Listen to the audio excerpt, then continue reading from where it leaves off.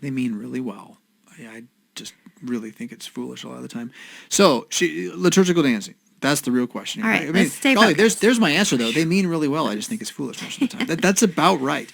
I seem to remember from WeTV that that's not a good thing, right? So that liturgical dancing, I think it's foolish. Yes. Some people defend it because Bible. King David danced before the Ark of the Covenant when it was returned to Jerusalem. Mm-hmm. See, therefore, liturgical dancing is okay. That is the level of thought. And then his wife scoffed at him, and she was barren. We're going to look at this fun. We're going to look at, well, see, and so if you're against liturgical dancing, you're going to be barren. I know. Yeah. But hold on.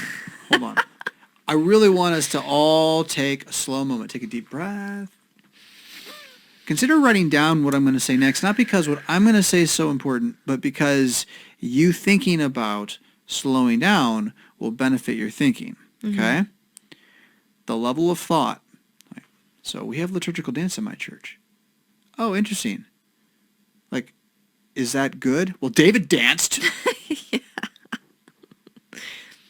Like, that's the thought process here is not particularly nuanced at all. It's what does David dancing before the ark have to do at all with your inner city white Anglo German Lutheran 70-year-old mostly church in America? What does it have to do? I kind of get it if you're the Temple of Joy and Thanksgiving in an inner city black neighborhood.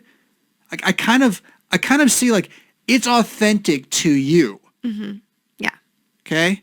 Like you just did it because you're loving life. And you're praising Jesus, and you do a little dance when you sing the choir anyway. Part of your culture, it's right? Part of it. You know, to have Lutherans doing this, it's just so fake or adulterous, ultimately. And sorry, your cheerleaders at the Lutheran Day School got some of the same challenges here. We just don't even see what we're doing to our daughters. And you're like, how can you be so gross as to think it? No. There's some guy out there. There's some guy out there thinking it. Okay, I don't want to think it. I don't think it. I fight back against it. There's some guy out there not. Yeah.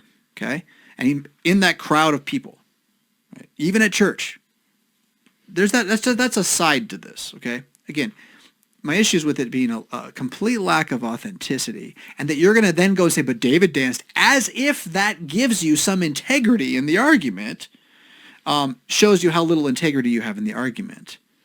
Because what David's doing is not liturgical dance, okay? It's not. It is not a prepared performance for people to watch,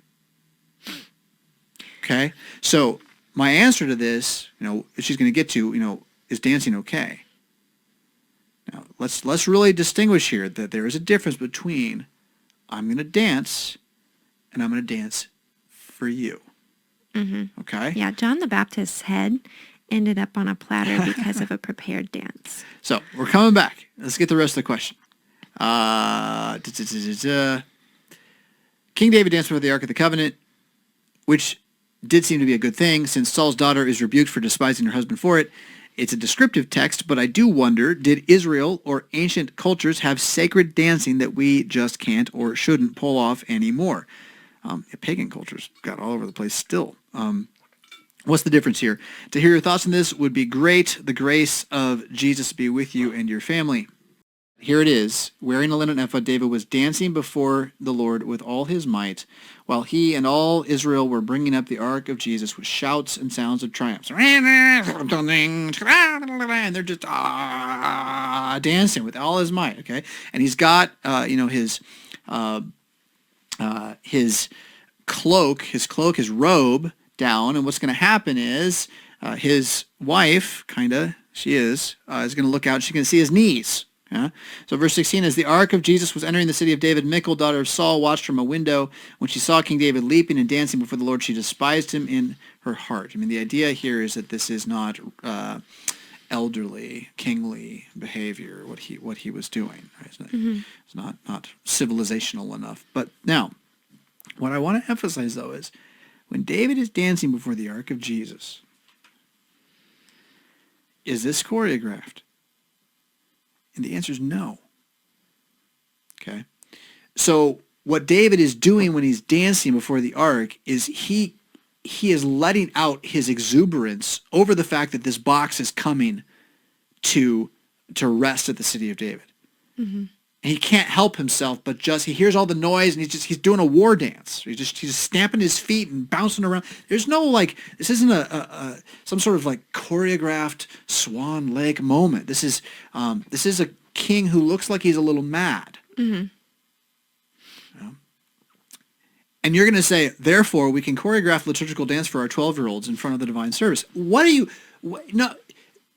want to watch them? You want them to perform so you can see it? David's not doing that. He's not performing for anyone to see it except for Jesus. And as far as that's concerned, it's not about, let me show you how I can dance, Jesus. He's just like, I'm so excited! Gotta let it out! Okay, I woke Aurelius up. So you're dealing with apples and oranges. You're dealing with like apples and lettuce when you try to take this and make this about liturgical dance. Okay, and that's what I want to drive home here. David is not dancing for anybody's entertainment, and every liturgical dance argumentation performance that I've ever seen, regardless of your culture and your background, even if it's authentic to you, it's entertainment. Let us do entertainment in the church as an offering to God. And it's not entertainment for God. They don't face the altar when they dance and only dance that direction. They turn around, they face you. Why? That's not what David was doing. Michal looked on him. She saw him. He was in front of everybody. He was dancing the way your kid dances when they you give your kid a promise, we're going to go swimming today. And they start jumping up and down and moving their feet. They're dancing. Okay. So in terms of the question, what's the place of dance in Christian life? You should dance all the time. Probably not as a performance in the divine service. Mm-hmm. Certainly not what 2 Samuel 6 teaches. Okay? You want to make your argument. I think it's foolish. I just made my explanation why it's foolish. It's entertainment. We have enough entertainment right now in the world. We don't need it in the holy place.